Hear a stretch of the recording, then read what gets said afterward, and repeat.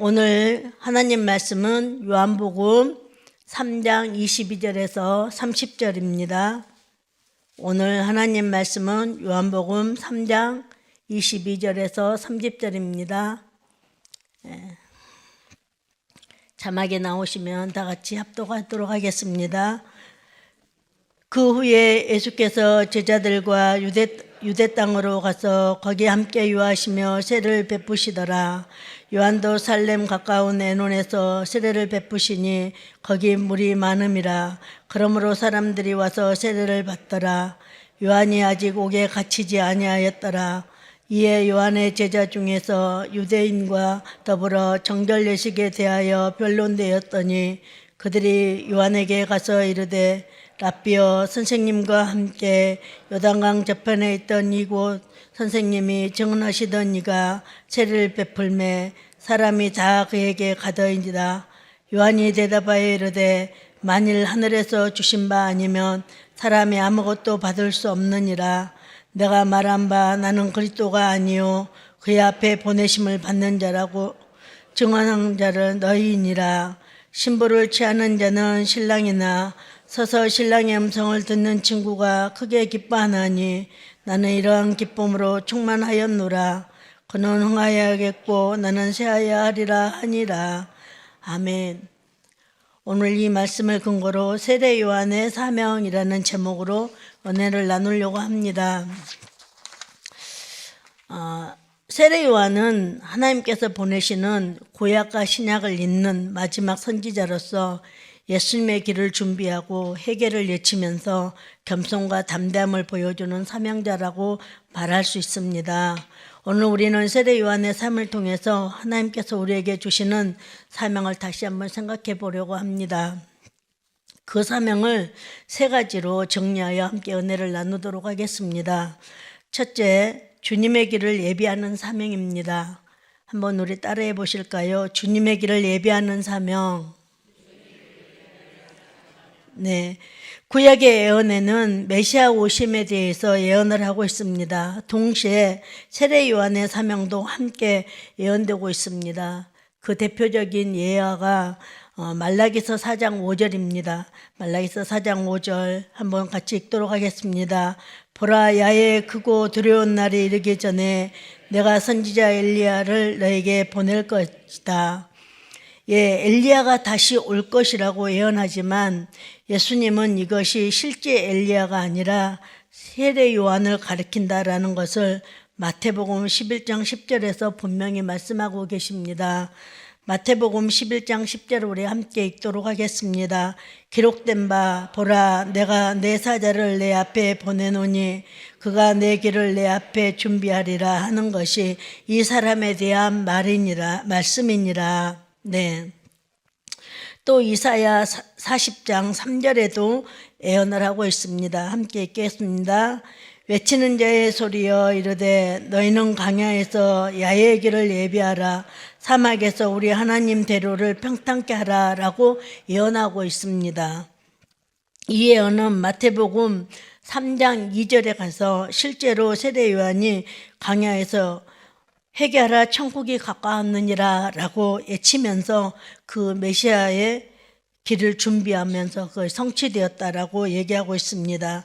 누가복음 1장 16절에도 이스라엘 자손이 주 곧 그들의 하나님으로 많이 돌아오게 하겠습니다 라고 세례 요한의 탄생을 얘기하면서 하나님이 세례 요한을 사명자로 부르셨음을 말씀해 주고 있습니다. 우리가 오늘 이 세례 요한을 공부하기 전에 먼저 요셉에 대해서 우리가 한번 생각해 보기로 하겠습니다. 요셉의 생애도 17세에 요셉이 꿈을 꾸게 되죠. 그리고 그 요셉은 20년 후에 인류 대기근을 앞두고 생명의 구원을 계획하신 하나님의 계획 속으로 부름을 받게 됩니다. 그 부름을 통해서 요셉의 생애는 단순한 개인의 삶을 넘어서 하나님이 사용하는 삶이 되었다는 것입니다. 세례 요한은 초림 예수님의 길을 예비했다고 한다면 오늘 교회와 우리는 재림 예수의 길을 예비하는 사명을 받았다라는 것을 우리는 기억하셔야 될 것입니다. 마태복음 25장에 소개된 열 처녀의 비유가 있습니다. 이 열 처녀의 비유에는 5처녀는 지혜로웠고 5처녀는 미련하였다라고 말을 합니다. 그 기준이 무엇일까요? 준비가 되어 있느냐, 준비가 되어 있지 않느냐의 차이입니다. 신랑을 기다리는 마음은 다 똑같습니다. 세례 요한의 그 시대에도 사람들은 메시아를 기다리는 마음이 있었습니다. 그러나 준비되지 못했다는 것이죠. 그들은 세상에 취해서 비틀거리고 살았다는 것입니다. 그래서 이 열처녀의 비유의 결론은 마태복음 25장 13절에 이렇게 말씀하고 있습니다. 함께 읽겠습니다. 그런즉 깨어있으라. 너희는 그날과 그때를 알지 못하느니라. 네, 이렇게 기록하고 있습니다. 세례 요한이 전한 오실 메시아는 죄인을 위해서 오셨습니다. 죄인을 부르러 오셨다는 것이죠. 그러나 다시 오실 메시아 재림의 예수님은 죄인이 아니라 의인을 부르러 오셨습니다. 죄의 문제를 이미 해결받은 사람을 말입니다. 그래서 초림 예수는 수고하고 무거운 짐진 자들아 다 내게로 오라 라고 예수님께 우리를 초대합니다. 그러나 재림의 예수님은 누구나가 아니라 아무나가 아니라 죄와 사망에서 자유한 사람들, 반드시 죄를 회개하고 세마포를 입은 사람들을 데리러 오시는 것입니다. 세상에서 신앙을 지키려고 몸부림친 당신의 사람들을 위해서 오시는 것입니다. 아무쪼록 지금 예배하는 것처럼 저와 여러분들이 다시 오실 주님을 기쁘게 맞이할 복된 연성을 회복하시기를 예수님의 이름으로 축복합니다. 둘째입니다. 예수 그리스도를 나타내는 사명입니다. 세례 요한의 사명이 둘째 사명은 예수 그리스도를 나타내는 사명이라고 얘기하고 있습니다. 한번 우리 따라해 보실까요? 예수 그리스도를 나타내는 사명. 세례 요한은 자신의 사명을 먼저 소개합니다. 요한복음 1장 31절에 보니까 나도 그를 알지 못하였으나 내가 와서 물로 세례를 베푸는 것은 그를 이스라엘에 나타내려 함이라 라고 기록이 되어 있습니다. 내가 와서 물로 세례를 베푸는 것을 그를 이스라엘에 나타내미라 라고 얘기한다는 이 뜻은 무슨 뜻이냐면 요한의 사명은 오직 예수였던 것입니다. 예수님이 오실 그 길을 예비하고 준비하는 것이었습니다. 예수님을 드러내게 하시고 예수님을 증거하는 것이고 예수님이 누구인지에 대해서 사람들에게 보여주는 것이었습니다. 그래서 요한의 사명은 자신의 나타내는 것이 아니라 예수님을 드러내기 위한 사명이었다라는 것입니다. 처음부터 요한이 예수님을 알았던 것은 아니었다라고 요한복음 1장 33절에는 기록하고 있습니다. 우리 자막 나오면 함께 읽도록 하겠습니다. 나도 그를 알지 못하였으나 그러나 나를 보내어 물로 세례를 베푸라 하신 이가 나에게 말씀하시되 성령이 내려서 누구 위에든 머무는 것을 보거든 그가 곧 성령으로 세례를 베푸는 이인 줄 알라 하셨기에 네. 나도 그를 알지 못하였으나 라는 말은 세례 요한이 예수님을 인간적으로 몰랐다는 것은 아닙니다. 왜냐하면은 예수님의 어머니 마리아와 세례 요한의 어머니 엘리사벳은 친족 관계였죠. 그래서 인간적인 그 상황에서 세례 요한이 예수님을 모르는 것은 아니었고 예수님의 메시아적인 정체 이것을 잘 알지 못했다는 거죠. 인간의 지식으로는 알 수 없었죠. 오직 하나님이 우리의 영안을 열어주셔야지만이 깨달을 수 있다라는 것을 의미하고 있는 것입니다. 즉 요한이 예수님을 알아본 것도 하나님이 계시가 되어서 보여주었기 때문에 알게 됐던 거죠. 우리가 복음을 깨닫는 거 인간의 능력으로는 할 수 없는 것입니다. 그러나 하나님의 은혜로 주어지는 계시가 있다면 우리는 하나님을 볼 수 있는 것이죠. 성령께서 요한의 눈을 열어주심으로 세례 요한이 보는 것을 증거했다라고 얘기를 합니다. 요한복음 1장 34절입니다. 내가 보고 그가 하나님의 아들인 줄을 증언하였노니 아니라 이렇게 기록되어 있습니다. 그는 성령으로 세례를 주실 분이시고 하나님의 아들이심을 세례 요한이 증거한 것입니다. 사랑하는 우리 성도 여러분, 우리에게 동일한 은혜가 우리도 필요합니다. 단순히 예배 자리에 나와 예수님이라는 이름을 아는 것이 아니라 성령께서 눈을 열어주셔야 예수님 안에 계신 참 예수님을 우리가 볼 수 있기 때문입니다. 그러므로 우리는 늘 이렇게 기도해야 합니다. 성령이여 우리 위에 임하소서, 우리 가정 위에 우리 교회 위에 임하소서라고 말입니다. 구원은 값없이 주어지는 선물이지만 성령의 충만함은 사모한 자에게 주시는 하나님의 은혜이기 때문입니다. 교회가 교회다워지는 능력, 성도가 성도다워지는 능력도 성령으로부터 온다는 것을 우리는 알아야 할 것입니다. 세례 요한의 마지막 사명입니다. 세례 요한의 마지막 사명은 선교적인 사명입니다. 한번 우리 따라 하실게요. 선교적인 사명. 요한복음 1장 29절에 보니까 이튿날 요한이 예수께서 자기에게 나오심을 보고 이르되 보라 세상 죄를 지고 가는 하나님의 어린 양이로다, 이렇게 표현을 합니다. 눈이 열린 세례 요한은 예수 안에 예수를 보았습니다. 시간과 공간을 초월하신 하나님을 보았던 것입니다. 오시는 모습 속에서 가시는 모습까지 보게 되었던 것입니다. 십자가를 지고 세상을 지고 가는 예수님의 어린 양으로서의 메시아를 본 것이죠. 무엇보다도 세상죄를 지고 가는 그 세상죄 안에 요한의 자신의 죄가 보였던 것입니다. 사랑하는 성도 여러분, 예수님이 십자가에 못 박혀 죽으셨다고 믿으시면 아멘 하십시다. 온 인류를 위하여 죽으셨지만 특별히 우리에게 감동이 된 이유가 무엇일까요? 나를 위해 오신 주님이시기 때문입니다. 나를 위해 죽으셨기 때문입니다. 그 예수님을 만나 성령으로 거듭난 사람들은 예수님께 이제 집중하는 삶을 살게 되는 것입니다. 또 갈라디아서 말씀처럼 내가 사는 것이 아니고 오직 내 안에 그리스도께서 사신 것이라고 우리는 고백할 수 있어야 된다는 것입니다. 요한은 겸손함으로 자신이 그리스도가 아님을 또 말합니다. 요한복음 3장 28절입니다. 내가 말한 바 나는 그리스도가 아니요 그 앞에 보내심을 받는 자라 할 것을 증언할 자는 너희니라. 요한은 3장 28절에 자기 제자들에게 내가 그리스도가 아니다, 내가 예수님보다 먼저 앞서 와서 예수님의 길을 준비하고 예비한 자였다는 것을 너희들이 증언해야 될 것이다 라고 이렇게 말씀하는 것입니다. 세례 요한은 많은 제자를 거느리는 존경받는 선지자였습니다. 그는 자신을 그리스도로 오해하려는 무리에게 나는 그리스도가 아니다라는 것을 분명하게 말하고 있는 것입니다.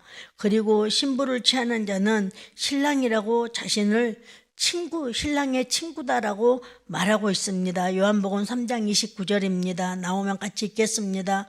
신부를 취하는 자는 신랑이나 서서 신랑의 음성을 듣는 친구가 크게 기뻐하나니 나는 이러한 기쁨으로 충만하였노라. 네. 당시 유대 풍습에 보면은 신랑의 친구는 결혼식을 준비를 책임지면서 신랑이 오실 길을 예비하는 매우 중요한 역할을 했다고 합니다. 그래서 요한은 자신의 역할은 신부에게 신랑이 올 것을 알리고 사람들이 신랑을 잘 맞이하도록 준비시키는 일을 하는 신랑의 친구로 소개를 하고 있는 것입니다. 서서 신랑의 음성을 듣는다는 말은 세례 요한은 자신의 신랑의 친구 곧 종처럼 헌신하여 혼인 예식을 돕는 자신을 그렇게 표현하고 있는 것입니다. 그리고 하나님이 맡기신 메시아 선구자 사명을 온전히 감당하고 기다렸던 메시아를 직접 보고 증언하는 은혜를 누렸기 때문에 기쁨이 충만하였노라 라고 고백하는 것입니다. 즉 신랑의 기쁨이 자신의 기쁨이라는 것을 세례 요한은 얘기하고 있는 것이죠. 예수님께서 세례를 시작하자 사람들이 점점 예수님께 몰려가기 시작했습니다. 세례 요한은 사람들의 관심이 예수님께 몰리는 것을 막을 일이 아니라 오히려 기뻐해야 한다라고 제자들에게 말하고 있습니다. 그리고 세례 요한은 자신의 사역이 끝맺어 가고 있음을 알게 되었습니다. 그래서 제자들은 모두 예수님께 보내고 당신은 감옥행을 결정하는 것입니다. 요한은 모진 결심을 하게 되는 것이죠. 순교를 각오하는 것입니다. 단 한 사람이라도 예수님의 장애물이 되는 것은 하나님이 원치 아니하였기에 요한도 자기 자신이 예수님에게 장애물이 되고 싶지 않았던 것 같습니다. 요한은 자기 자신의 운명을 알고 있었습니다. 어떻게요? 요한복음 3장 24절에 보면은 이런 말씀이 기록되어 있습니다. 요한이 아직 옥에 갇히지 아니하였더라. 요한이 아직 옥에 갇히지 아니하였더라라는 말이 무슨 말일까요? 요한은 이미 순교가 애고되어 있는 사람이라는 뜻이겠죠. 순교를 결심하면서 요한은 주님의 영광을 가린다면 다 내려놓기로 결심한 것입니다. 자기가 물로 세례를 줬던 거, 회개하라 천국이 가까웠다라고 복음을 전파했던 거, 보라 세상 죄를 지고 가는 하나님의 어린 양이로다라고 애쳤던 것까지도 말입니다. 그리고 헤롯의 궁전 앞에 가서 헤롯의 비리를 얘기하고 여자 문제를 애치는 것입니다. 왜입니까? 자신이 예수님이 오실 그 길을 예비한 자로서 자기 자신이 걸림돌이 되지 않으려고. 그래서 그 헤롯 성전 앞에 가서 나를 감옥에 가다 주시오. 나를 감옥에 가다 주시오. 나를 그냥 놔두면 예수님의 가는 길에 장애물이 되니 나를 가다 주시오. 라고 외치는 것입니다. 내가 주님을 위하여 수고하여 길을 닦는 자로 왔지만 길을 닦고도 아직 있으니 다른 사람이 주님을 향하여 가는 길에 아직 주님을 만나기 전에 내가 주님인가 하여 나에게 오는 이가 있으니 나를 감옥에 가다 주시오 라고 외치는 것입니다. 우리가 길을 닦을 때는 많은 중장비가 필요하고 인부들이 필요합니다. 근데 길을 닦아놓고 그 길에 이제 차가 지나가야 되고 사람들이 걸어가야 되는데 중장비가 그대로 방치되어 있고 그 길을 내가 닦았으니 나는 비키지 못한다라고 인부들이 그 길을 막고 있다면 그 길을 어떻게 갈 수 있겠습니까? 그래서 세례 요한은 자기가 먼저 와서 예수님의 길을 닦았지만 자기 자신이 예수님의 길에 걸림돌이 되고 싶지 않아 그렇게 외치면서 감옥행을 순교를 결심하고 있는 것입니다. 요한의 마지막 사명은 예수님께 모든 영광을 돌리는 삶입니다. 즉 순교의 삶이었다는 것이죠. 요한복음 30장에 보니까 그는 흥해야 하겠고 나는 새해야 하리라. 결국 그는 하나님 앞에서 마지막 고백을 드립니다. 나의 죽음도 죽게 드리는 마지막 예배가 될 것입니다. 요한은 두려움 없이 순교의 길을 걸어가고 있습니다. 그의 죽음까지도 오직 예수를 높이는 삶의 고백이었습니다. 요한은 비록 칼에 목이 베이는 순교의 죽음을 맞이하지만 그 생애가 전체 이미 예수님을 높이며 그를 산 제물로 드렸던 것입니다. 어느 장로님의 얘기가 생각나서 감동이 돼서 소개하려고 합니다. 500명 정도 모이는 교회에 모 장로님이 3분의 1의 헌금을 본인이 하신답니다. 근데 그런 교회에 그렇게 헌금을 많이 하는 장로님이 자신이 늘 죄스럽다라고 얘기를 한다는 것입니다. 왜입니까? 당신이 3분의 1의 헌금을 하면서도 그 3분의 1의 헌금을 하는 자신을 바라보는 가지지 못한 자들의 마음 아픔을 알기 때문입니다. 그렇게 겸손하게 교회를 섬기는 장로님이 장로님에게 어느 날 문제가 생겼습니다. 어떤 문제입니까? 그 교회에 아주 중대한 일을 결정하는 일이 생겼습니다. 근데 담임 목사님이 그 일을 결정하는 과정 속에 당신의 고집을 자꾸 부리신 겁니다. 그래서 장로님들이 담임 목사님을 찾아가서 이거는 믿음의 문제가 아니라 합리적인 문제이니 목사님 이렇게 결정하시면 어떻습니까? 라고 얘기를 하는데 담임 목사님은 끝까지 안 됩니다 라고 한 것입니다. 그래서 장로님이 그 헌금을 많이 하는 모 장로님을 찾아가서 장로님들이 그렇게 얘기했답니다. 장로님이 헌금을 많이 하시니 담임 목사님한테 찾아가서 당신이 좀 말을 해주면 어떻습니까? 라고 얘기를 했답니다. 그때 그 장로님이 가만히 조용히 계시더니 이렇게 말씀하셨답니다.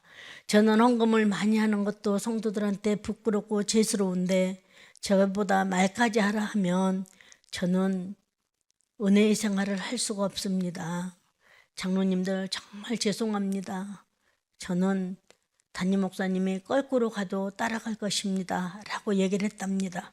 사랑하는 성도 여러분, 그렇게 자기의 길에 겸손을 보이는 그 장로님처럼 세례 요한도 그렇게 자기가 예수님이 오실 길을 닦아놓고도 그렇게 겸손하게 순교로서 자기의 삶을 마감지고 있습니다. 사랑하는 성도 여러분 이 얘기를 듣고 여러분은 어떤 생각이 드십니까? 여러분은 여러분들이 닦은 길이 지금 막고 있습니까? 아니면 열려놓고 있습니까? 여러분 한번 오늘 가슴에 손을 얹고 생각하시면서 정말 나는 다시 오실 예수님의 그 길을 준비하고 있는 자가 되고 있는가? 라고 우리 한번 생각해 보시는 시간이 되었으면 좋겠습니다. 결론입니다. 사랑하는 성도 여러분, 세례 요한은 자신을 제물 삼아 오직 예수님께만 드리는 삶을 살았습니다. 교회와 가정에도 우리가 드러나는 것이 아니라 나를 부인하고 주님을 높일 때 참된 열매가 맺어지는 것입니다. 예수님은 나만을 위한 분이 아니라 열방의 소망이 되신 분이기 때문입니다.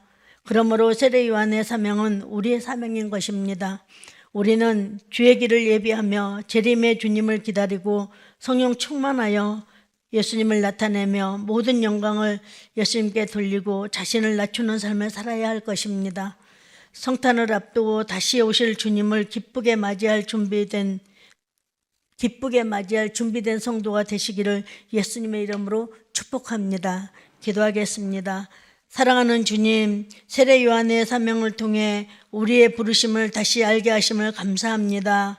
우리가 주님의 길을 준비하는 자로 살게 하시고 성령께서 우리의 눈을 열어 예수 앞에 예수를 바라보게 하시고 참으로 아버지 예수 속에 있는 그 참다운 예수님을 볼 수 있는 자가 될 수 있도록 성령님 우리를 도와주시옵소서. 그는 흥해야 하겠고 나는 쇠하여야 하겠다라는 세례 요한의 고백처럼 우리의 삶의 모든 자리에서 오직 예수만을 높이게 하시고 다시 오실 주님을 기쁨으로 맞이하는 성도가 되게 하여 주시옵소서.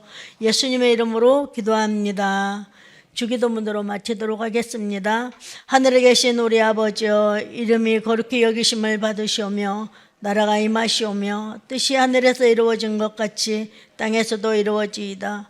오늘 우리에게 일용할 양식을 주시옵고 우리가 우리에게 죄 지은 자를 사하여 준 것 같이 우리 죄를 사하여 주시옵고 우리를 시험에 들게 하지 마시옵고 다만 악에서 구하시옵소서.